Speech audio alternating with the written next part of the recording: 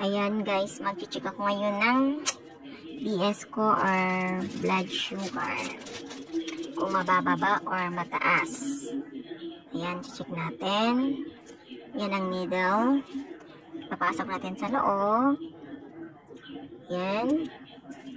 Pasok natin. Then, lagyan ng alcohol. Yan. Para iwas bakterya.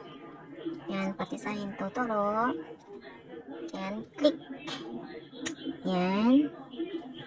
Then, spray the blood. Then, ilagay natin sa kit. Sa monitoring. Kung ilan yung yan. Tingnan natin kung diabetes ba ako. 100. No.